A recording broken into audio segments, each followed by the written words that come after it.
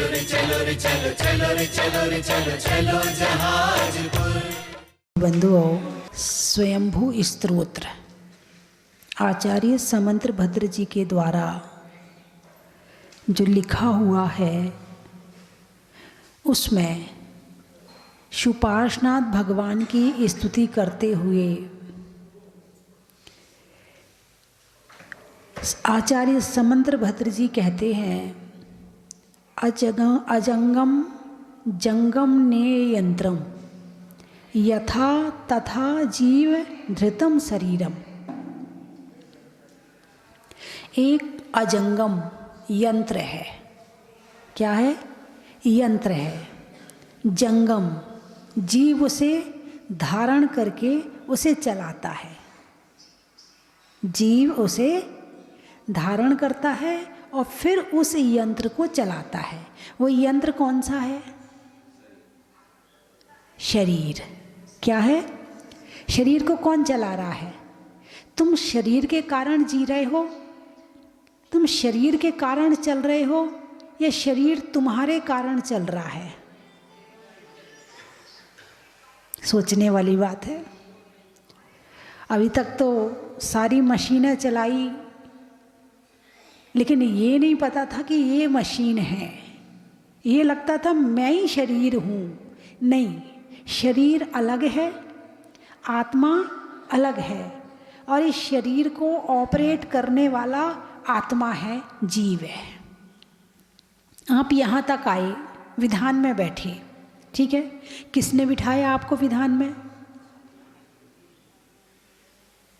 शरीर आया या तुम्हारे भाव बने तो आए? शरीर के लिए विधान किया, शरीर के द्वारा विधान किया, या तुम्हारे भाव बने तो तुमने विधान किया? भाव बने। भाव किसके होते हैं? आत्मा के। भाव किसके हैं? आत्मा के। आपके मन में विचार आया कि मुझे विधान में बैठना है, मुझे विधान करना है, मुझे भगवान महावीर की भक्ति करनी है। माता जी ने कहा है विधान में बैठना है तो हम विधान में बैठेंगे। आपके मन में भाव पैदा हुए तो शरीर आ गया, और भाव कहते बहुत ठंड हो रही है, हम तो नहीं बैठ पाएंगे, देखो जी इतनी ठंड में हमसे तो नहीं बैठा जाएगा। यदि भाव ऐसे हो जाते तो शरीर घर में होता, शरीर घर में होता, और भाव ने कहा नहीं चलना है मंदिर, ठंड है तो लग जाएगी, कोई बात नहीं है, शॉल ओढ़ लेंगे, बनियान पहन लेंगे, रजाई ओढ़ लेंगे, कंबल ओढ़ लेंगे, मंदिर जरूर जाएंगे, विधान में जरूर बैठेंगे। बोलिए हाँ या ना? तो शरीर को कौन लेके आया? आत्मा लेके आई। फिर यहाँ विधान समाप्त हो जाएगा, फिर ये शरीर कहाँ जाएगा? घर कैसे जाएगा? फिर याद आएगी अब खाना और खाना है, खाना बनाना भी है, घर वालों को भी खिलाना है। हाँ, और आज तो ठंड पड़ रही है तो आज तो जाते ही पकौड़ी बनाऊंगी। तो ये पकौड़ी किसने बनाई? शरीर ने या आत्मा ने? भाव किसने किए? आत्मा ने। बनाया किसने? शरीर ने। तो शरीर यंत्र है और जीव उस यंत्र को चलाने वाला है। बात समझ में आई कि नहीं आई? अजंगमम जंगम ने यंत्रम, ने ले जाता है यंत्रम, इस यंत्र को, यथा तथा जीव धृतम शरीरम, इस शरीर को जीव धारण करता है। आगे क्या कहते? विभत्सु पूति क्षय ताप कमचा। ये भयानक है, ये शरीर बहुत गड़बड़ करने वाला है और क्षय होने वाला है, छूटने वाला है। ये सदा अजर अमर अविनाशी नहीं है, ये ऐसा शरीर है। क्षय ताप कमचा, और ताप देने वाला है। अब हम शरीर के हिसाब से चल रहे हैं, ये शरीर हमारे हिसाब से चल रहा है, ये और देख लेते हैं। अरे बोलिए ना।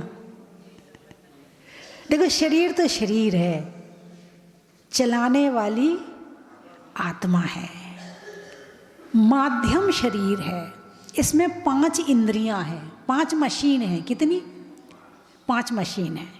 इस शरीर में कितनी मशीन है? जैसे तुम्हारा मोबाइल है, तो मोबाइल में तुम्हारा बात करने के लिए भी है, वीडियो कॉल करने के लिए भी है, उसमें कैलकुलेटर भी है, उसमें गाने सुनने के भी हैं। भजन नहीं कहा, गाना कहा, क्योंकि जो सुनता होगा वही तो कहेगा,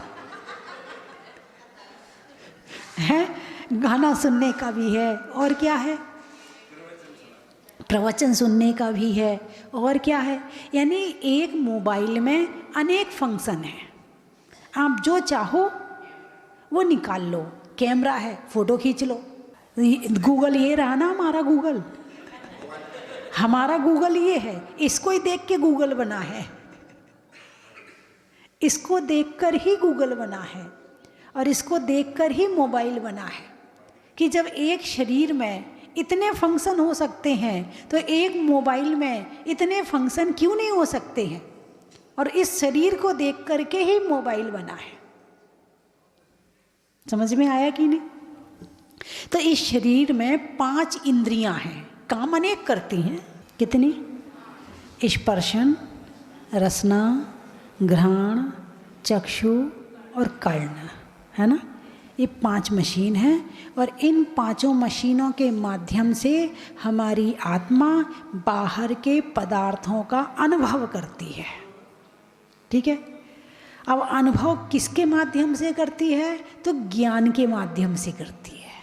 कल किसकी चर्चा हुई थी अपनी? ज्ञान की चर्चा हुई थी, है ना। तो आत्मा का गुण क्या है? ज्ञान है। ज्ञान के माध्यम से आत्मा बाहर के पदार्थों का अनुभव करती है। अब इस ज्ञान जो है, ये ज्ञान, ये मन के माध्यम से हम पंचेंद्रिय है ना, तो 5 इंद्रियों के साथ मन भी मिला है, तो मन के माध्यम से इसमें विशेषता आती है। ज्ञान तो 3 इंद्रिय को भी है, उसके पास मन नहीं है, तो क्या वो ये नहीं समझती कि मुझे मीठा खाना? चींटी, यदि एक में नमक रखा और एक में चीनी रखी तो कहाँ जाएगी चींटी? अरे बोलिए ना, चींटी शक्कर में जाएगी। ठीक है। वो किसके माध्यम से गई? ज्ञान के माध्यम से। एक भौरा फूल पे बैठता है, पराग का रस लेता है, किसके माध्यम से? ज्ञान के माध्यम से। एक पतंगा दीपक की लौ पे जाता है, दीपक की लौ उसे बहुत अच्छी लगती है, तो वो दीपक की लौ में जाता है, उसे दीपक की लौ अच्छी लग रही है, तो किसके माध्यम से? ज्ञान के माध्यम से। ज्ञान हर जगह काम करता है, किसी भी गति में हो, किसी भी शरीर में हो, किसी भी जगह में हो। लेकिन मनुष्य बनने के बाद जब मन मिल जाता है तो हे और उपादेय का ज्ञान हो जाता है कि क्या ग्रहण करने लायक है और क्या छोड़ने लायक है। इस बात का ज्ञान कब होता है? जब 5 इंद्रियों के साथ मन मिल जाता है। तो आप लोगों के पास में मन है कि नहीं है? अरे बोलिए ना, है। अरे वाह। और एक और बात बता दूं आपको, मन जो है ना, एक दरवाज़ा है, और ये दरवाज़ा अंदर भी खुलता है और बाहर भी खुलता है।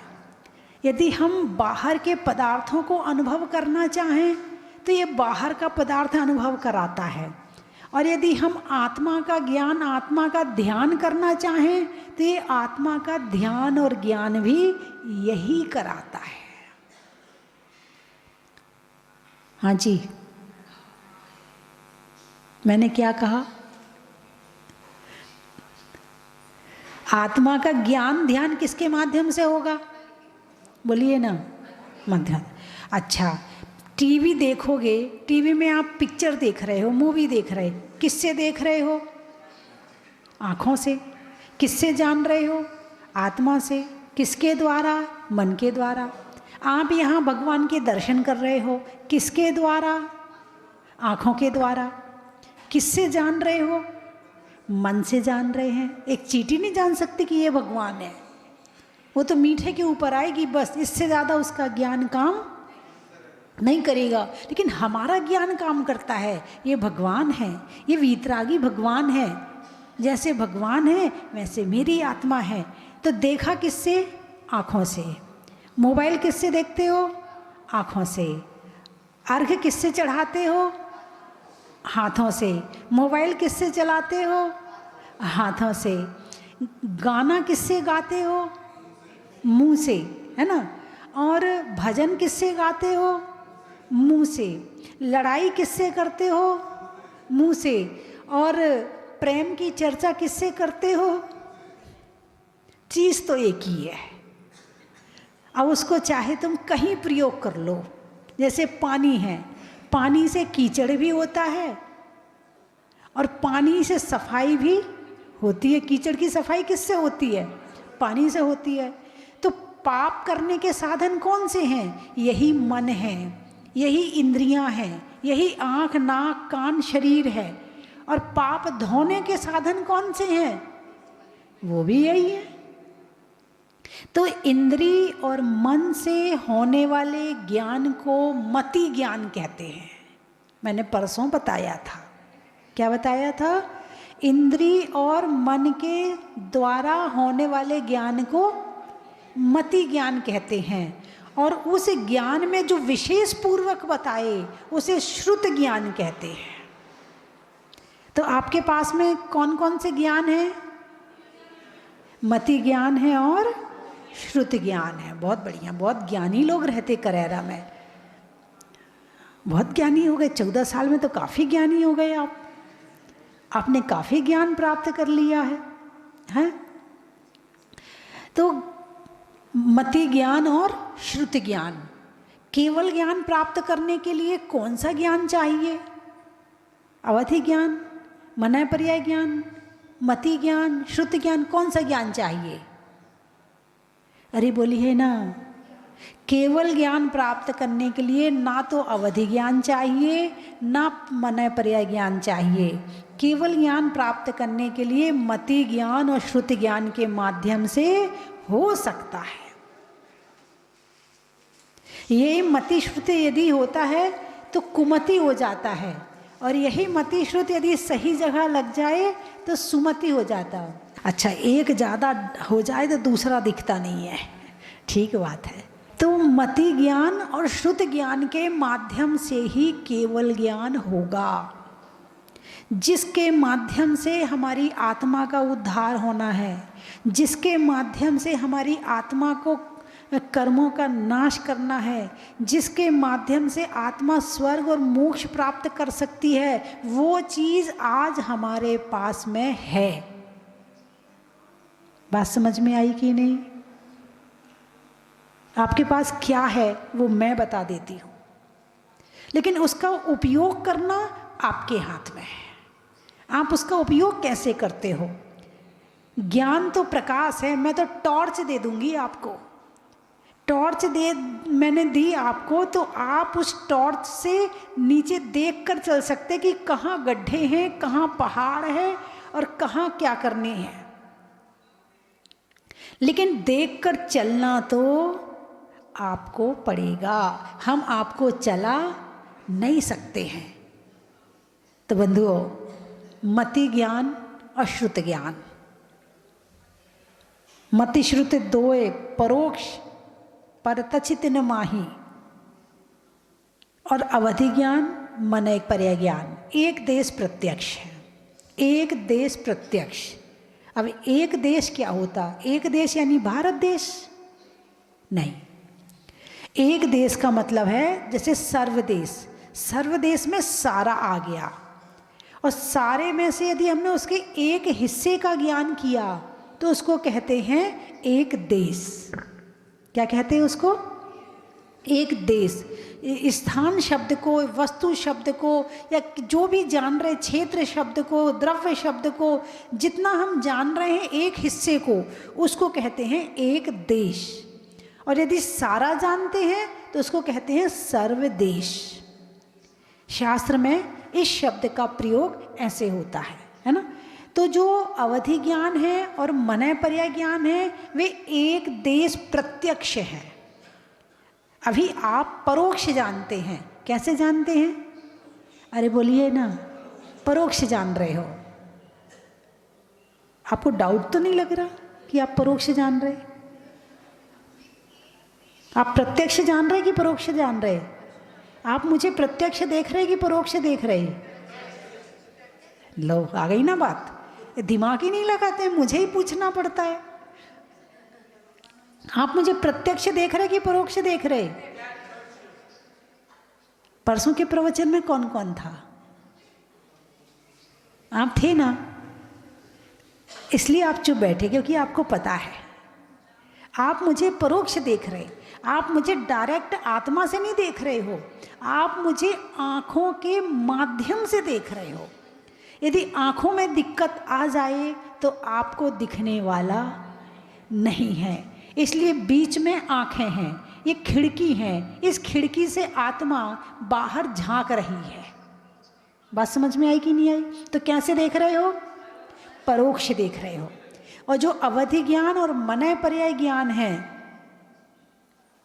वो एक देश प्रत्यक्ष है, और जो केवल ज्ञान है वो सर्वदेश प्रत्यक्ष है।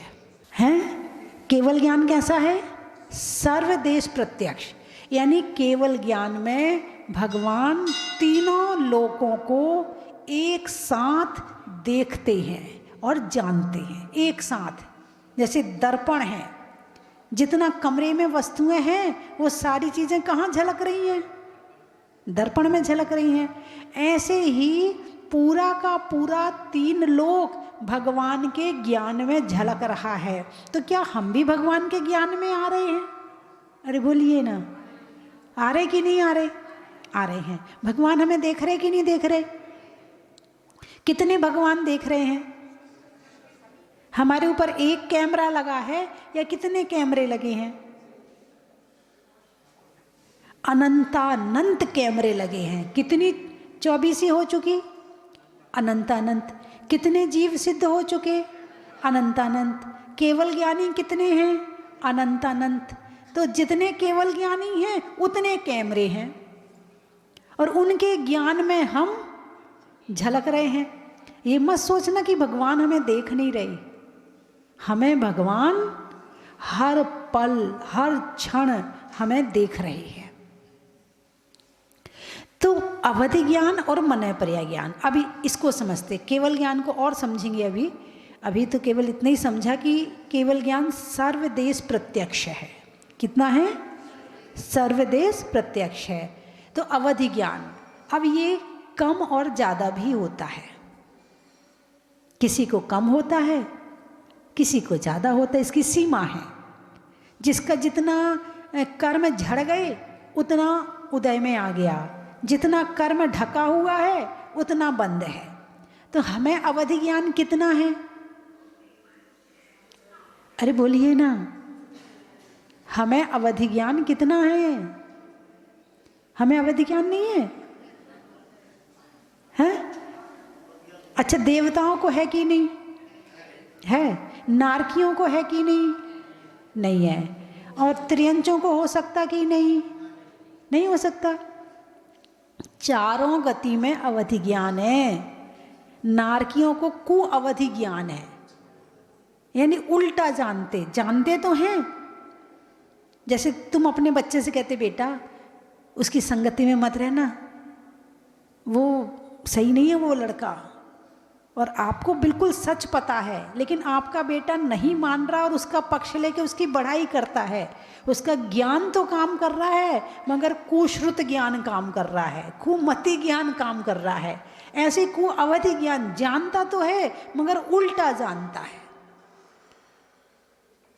दुख में सुख को ढूंढे पापी और पाप में धर्म को ढूंढता है। क्या? दुख में सुख को ढूंढे पापी और पाप में धर्म को ढूंढता है, और पहचाने ना तुम्हें प्रभु जी, इससे ऐसा करता है। बात समझ में आई कि नहीं? कुअवधि ज्ञान जानता है मगर उल्टा जानता है, सही नहीं जानता है। यदि सही जानने लगे तो काम सारा सही सही हो जाए। अच्छा ये बताओ, शराब पीना अच्छा है कि बुरा है? अरे बोलिए ना, बुरा है। लोग पीते कि नहीं पीते? उसको सही मानते कि नहीं मानते? पीने के बाद अपने आप को सही मानते हैं। अरे कल्चर है आजकल, कोई गलत चीज़ नहीं है, कोई गलत बात नहीं है, बिल्कुल सही है, क्या दिक्कत है? जब सब पी रहे, हमने पी ली तो कौन सी बड़ी बात है? सही मान रहे कि नहीं मान रहे? शराब पीने में खुद को सही मान रहे या नहीं मान रहे? मान रहे हैं, यही मैंने कहा। और ऊपर से कुछ लोग तो धर्म के नाम पे भांग खाते हैं, शराब पीते हैं और उल्टे सीधे काम करते हैं। बोले ये हमारे यहाँ धर्म होता है। पाप में धर्म को ढूंढे पापी, दुख में सुख को छानता है। और जहाँ दुख है उसमें सुख मान रहा है। मान रहे हो कि नहीं मान रहे? अरे बोलिए ना। इंद्रियों के विषयों में सुख है या दुख है? अच्छा एक रसगुल्ला खाएं तो कैसा लगेगा? अरे बोलिए ना, अच्छा लगेगा। 2 खाएं तो 4 खाएं, 8 खाएं, 50 खाएं, 100 खाएं, क्या हुआ? जब एक रसगुल्ले में सुख मिल रहा है तो 100 में क्यों नहीं मिलना चाहिए? नहीं सोचो, दिमाग लगाओ आप। यदि एक रसगुल्ले में सुख है तो 100 रसगुल्ले में सुख 100 गुना होना चाहिए। होना चाहिए नहीं होना चाहिए? यदि हमने एक कमरे में एक लाइट जलाई तो उजाला हुआ, 2 जलाई तो ज़्यादा होगा ना, कम थोड़ी होगा। 3 जलाई और हो गया, 4 जलाई ज़्यादा ही होगा ना, कम नहीं होगा। तो जब एक रसगुल्ले में सुख मिल रहा है तो 100 रसगुल्ले में 100 गुना सुख मिलना चाहिए, लेकिन नहीं मिलता। इसका मतलब ये है कि जो 100 रसगुल्ला आप खाओगे उसमें दुख आ जाएगा, उसमें उल्टियाँ शुरू हो जाएंगी, दवाई खानी पड़ेगी और जिंदगी भर के लिए रसगुल्ला छूट गया यदि आपने खा लिया रसगुल्ला तो। रसगुल्ला आपके सामने आते ही कहोगे हटाओ भाई यहाँ से, देखा नहीं जा रहा मेरे से, भगाओ यहाँ से, ऐसा हो जाएगा। बोलिए हाँ या ना? है? इसका मतलब है कि 100 रसगुल्ले में ज़्यादा दुख है तो एक रसगुल्ले में दुख कम है, वो आपको समझ में नहीं आ रहा, वो आप महसूस नहीं कर पा रहे हो। भाई पानी है, गर्म पानी है, 100 डिग्री का है वो भी गर्म है, 10 डिग्री का है वो भी गर्म है। लेकिन हमें सर्दी है तो अच्छा लग रहा है और नहीं होती तो बुरा लग रहा है। पानी तो पानी है, चाहे 100 वाला हो चाहे 10 वाला हो, हाँ या ना? ऐसे ही यदि 100 रसगुल्ले में दुख ज़्यादा है तो एक रसगुल्ले में दुख 0 बराबर हो, मगर दुख है। तो इंद्रियों के सुख में सुख मानना ये भी विपरीत है। बात समझ में आई कि नहीं आई? और जब तक हम इंद्रियों में सुख मानते रहेंगे, हमारा ज्ञान इंद्रियों के सुखों में सुख मानता रहेगा, तब तक हम सच्चे सुख की तरफ जाने वाले नहीं हैं। अब बनियान पहनने में सुख मिल रहा कि नहीं मिल रहा? अरे बोलिए ना, मिल रहा है। एक और पहन लो, 2 पहन लो, भाई सुख ही मिल रहा तो 10 पहन लो, 15 पहन लो, 20 पहन लो। नहीं, एक में सुख मिल रहा तो जब 1 में सुख मिल रहा तो 20 पहन लो, उससे ज़्यादा सुख होना चाहिए। मगर संसार का नियम है, क्योंकि सुख वहाँ नहीं है, इसीलिए जैसे जैसे वस्तु बढ़ती है वो सुख कम लगने लगता है। लेकिन आत्मा का सुख, धर्म का सुख जैसे जैसे बढ़ता है तो वो बढ़ता ही जाता है, वो कम नहीं होता है। जब मंदिर जाते थे तो अच्छा लगता था, फिर अभिषेक पूजा करने लगे तो और अच्छा लगने लगा, फिर उसके बाद प्रवचन सुनने लगे तो और अच्छा लगने लगा, फिर स्वाध्याय करने लगे तो और अच्छा लगने लगा, फिर उपवास करने लगे तो और अच्छा लगने लगा। कम नहीं हो रहा क्या? कम नहीं हो रहा, अच्छा लग रहा है। तो ये बढ़ता हुआ सुख है। तो जो धर्म का सुख है वो बढ़ता हुआ है, और जो संसारी सुख है वो घटता हुआ है। इसका मतलब तुम्हें कम वाला दुख महसूस नहीं होता है और ज़्यादा वाला दुख महसूस हो जाता। अंतर इतना है, दुख तो उसमें भी है। और इसमें सारा खेल ज्ञान का है। किसका है? ज्ञान का खेल है। हम संसार के सुख भोग रहे, उसमें भी ज्ञान लगता है, और यदि हम धर्म कर रहे उसमें भी ज्ञान लगता है। ज्ञान तो एक माध्यम है, अब इसका उपयोग करने वाला कैसा कर रहा है वो देखना है। और ज्ञान किसके पास नहीं है? सबके पास में है। कौन अपना ज्ञान कहाँ लगा रहा है ये आप देख लो। जितना बाहर लगाओगे उतना दुख। जैसे घर में एक दूसरे को प्रेम करते कि नहीं करते? अरे बोलिए ना, करते। मोह हो जाता, प्रेम करते करते मोह हो जाता है। और जब मोह हो जाता है तो जिससे मोह होता उससे लड़ाई भी होती है। जिससे लड़ाई उससे नहीं होती जिसको तुम जानते ही नहीं हो, जिसको तुम पहचानते ही नहीं हो, जो तुमसे बहुत दूर बैठा, उससे तुम्हारी लड़ाई नहीं होती। किससे होती है? जिससे मोह होता है, जिस पे अधिकार होता है, वहाँ हम लड़ते हैं। और मोह कम तो लड़ाई कम।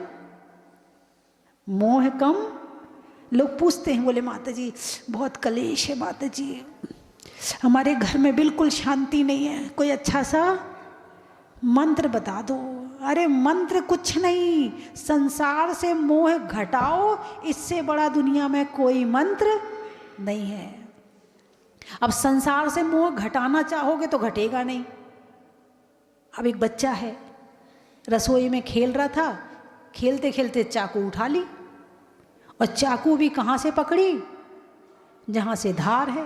अब माँ तो देख के डर गई, अभी खींचती हूँ तो हाथ कट जाएगा, मांगूंगी तो देगा नहीं, क्या करूं? माँ ने कहा बेटा ले सेब खा ले। बेटा ने चाकू छोड़ दी और सेब पकड़ लिया। अब तुम सोचो कि घर वालों से मोह कम हो जाए, कम हो जाए, कम हो जाए, कम हो जाए, नहीं होगा। अपना मन स्वाध्याय में लगाओ, अपना मन भक्ति में लगाओ, अपना मन ध्यान में लगाओ, अपना मन संतों में लगाओ, अपने आप मोह कम होगा और तुम्हारा ध्यान यहाँ लग जाएगा। पहले अशुभ से शुभ में आओ, फिर शुभ से शुद्ध में चले जाओ। तो शुद्ध में तो अभी जा नहीं सकते, हम अशुभ से बच जाएं, ये बहुत बड़ी बात है। बात समझ में आई कि नहीं? अशुभ से ही बच जाएं, ये भी बहुत बड़ी बात है। अभी तो हम अशुभ से नहीं बच पा रहे हैं। 24 घंटे कभी क्रोध, कभी मान, कभी माया, कभी लोभ, कभी हिंसा, कभी झूठ, कभी चोरी, कभी कुशील, कभी परिग्रह, कभी राग, कभी द्वेष, कभी मोह। बस एक से निकलते हैं दूसरे में, दूसरे से निकलते हैं तीसरे में, तीसरे से निकलते हैं चौथे में, बस इसमें ही पड़े रहते हैं। अरे बोलिए ना, हाँ या ना? हाँ। तो ज्ञान, अवधि ज्ञान और मने परे ज्ञान। अवधि ज्ञान कैसा होता है?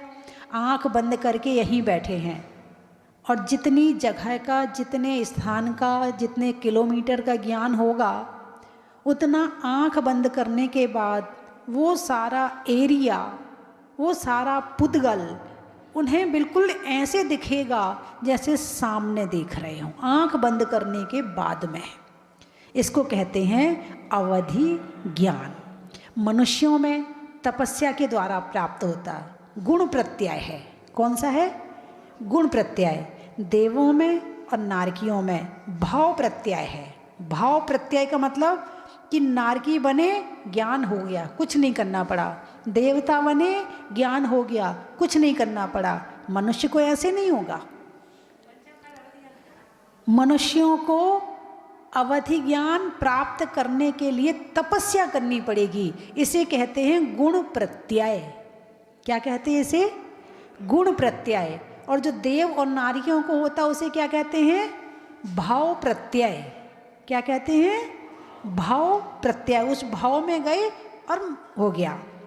तो हमारे यहाँ जो तीर्थंकर हैं जन्म से 3 ज्ञान के धारी होते हैं, उन्हें तपस्या करने की ज़रूरत नहीं है। उनने पिछले जन्म में इतना तप किया, इतना तप किया, इतना तप किया कि जब जन्म लिया तो साथ में चला आया अवधि ज्ञान। ये 6 प्रकार का होता है। तो तीर्थंकर बताऊंगी आपको 6 प्रकार का। तीर्थंकर को जन्म से होता है अवधि ज्ञान। वो अवधि ज्ञान जन्म से लेकर के जन्म लेते। ये शायद एक उदाहरण कहीं आता है, पढ़ने में मिला है, कहाँ है वो ध्यान नहीं मुझे, कि जब भगवान महावीर का जन्म हुआ और सौधर्मेंद्र भगवान को लेकर सुमेरु पर्वत पर गया और वहाँ भगवान का अभिषेक करने के लिए बड़े बड़े कलश लेकर आया। अब वो कलश कितने बड़े थे? 8 योजन गहरे, 4 योजन चौड़े और 1 योजन का मुंह। इतने बड़े बड़े कलश थे, यानी एक करेरा बराबर समझ लो, करेरा से भी बड़ा समझ लो। 8 योजन तो बहुत होता है, उससे भी बड़ा 1 कलश, यानी एक समुद्र के बराबर समझ लो 1 कलश। इतने बड़े बड़े कलश और 1008 कलशों से अभिषेक होना है। अब भगवान का जो शरीर थी, जो अवगाहना थी, तो वो 7 हाथ के थे, तो जन्म के समय में छोटे थे हैं। और जब उन्हें पांडुक शिला पर बिठाया तो सौधर्मेंद्र सोचने लगा कि इतना बड़ा कलश डालूंगा, कहीं ऐसा ना हो कि भगवान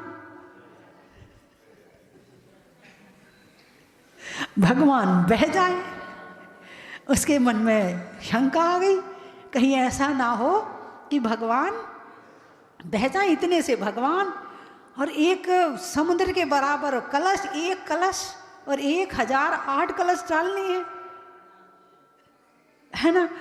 तो भगवान ने अपना अवधि ज्ञान लगाया। क्या बात है, क्या सोच रहा है इंद्र, क्या बात है, क्या शंका आ गई। तो अवधि ज्ञान से पता चला कि ये सोच रहा है कि भगवान बह ना जाए। भगवान ने जरा सा अपना अंगूठा सुमेरु पर्वत पे दबा दिया, सुमेरु पर्वत हिलने लगा। अब सौधर्मेंद्र ने अपना अवधि ज्ञान लगाया, ये हिल क्यों रहा है?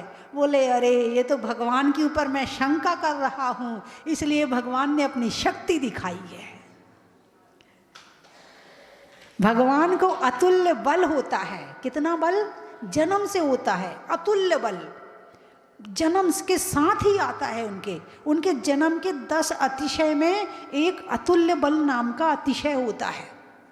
अतुल्य का मतलब जिसकी तुलना ना कर सके, ऐसा बलवान शरीर भगवान का होता है। उन्हें एक्सरसाइज करने की ज़रूरत नहीं है, उन्हें जिम जाने की ज़रूरत नहीं है, उन्हें किसी योगा वाले के पास जाने की ज़रूरत नहीं है, उन्हें कुछ करने की जो कोई क्या कहते हैं वो, अरे वो ताकत की दवाई खाने की ज़रूरत नहीं है। उन्हें कुछ करने की ज़रूरत नहीं है और उनके शरीर में अतुल्य बल होता है। कहाँ से आया वो अतुल्य बल? पिछले जन्म में तपस्या करी थी। क्या किया था? तपस्या करी थी। उस तपस्या का फल है कि जन्म होते ही अतुल्य बल मिल गया। यहाँ तो डाइटिंग चार्ट बनता है, यहाँ तो योगा वाले से कंसल्ट करते हैं, जिम वाले से कंसल्ट करते हैं, डॉक्टर काउंसलर से कंसल्ट करते हैं, पता नहीं शरीर के लिए क्या क्या करते हैं, उसके बाद भी बीमारी बना रहता है। अरे बोलिए ना, कमजोरी बना रहता है। किसी की कमर दुख रही है, किसी को ठंड लग रहा है, किसी के घुटने दुख रहे हैं, किसी के हार्ट में दर्द हो रहा है, किसी के दांत में दर्द हो रहा है, किसी के बाल झड़ रहे हैं, किसी को कुछ हो रहा है, सब कुछ ना कुछ लगा ही पड़ा है। भगवान के पद चिन्ह का, महिलाओं में पिन का, और आपके घर में स्मृति चिन्ह का।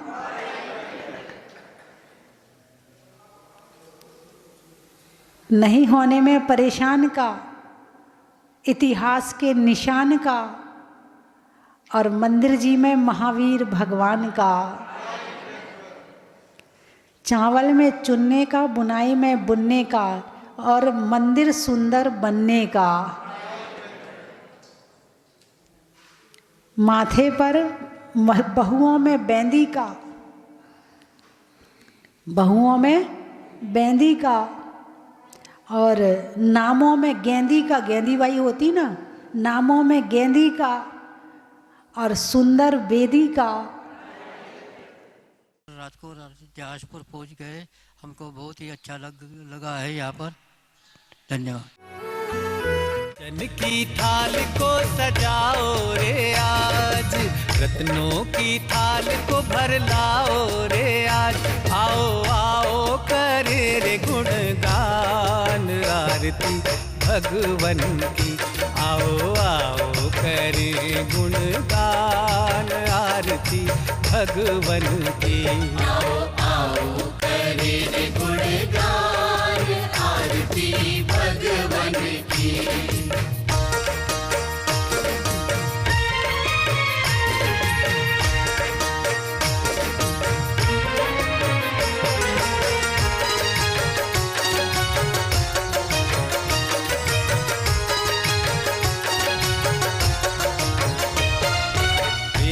सुमित्र के राज दुलारे, माँ पद्मा जी के नैनों के तारे। पिता सुमित्र के राज दुलारे। अपने इस मानव भव को सफल बनाने का आपके जीवन में आया है अभूतपूर्व अवसर। स्वस्तिधाम प्रणेत्री परम विदुषी लेखिका भारत गौरव आर्यका श्री स्वस्ति भूषण माता जी की पावन प्रेरणा एवं मंगल आशीर्वाद से मध्य प्रदेश की धन्य धरा पर स्थित सिद्ध क्षेत्र सोनागिर के पवित्र पर्वत पर बन रहा है भव्याति भव्य सहस्त्रकूट जिनालय। आप अपने व अपनों के नाम से एक प्रतिमा अथवा एक से अधिक प्रतिमाएं विराजमान कर सहस्त्र पुण्य के भागीदार बने। एक प्रतिमा की न्यौछावर राशि 1,11,000 रुपए मात्र। अपनी स्वीकृति प्रदान करने हेतु दिए गए नंबरों पर शीघ्र संपर्क करें।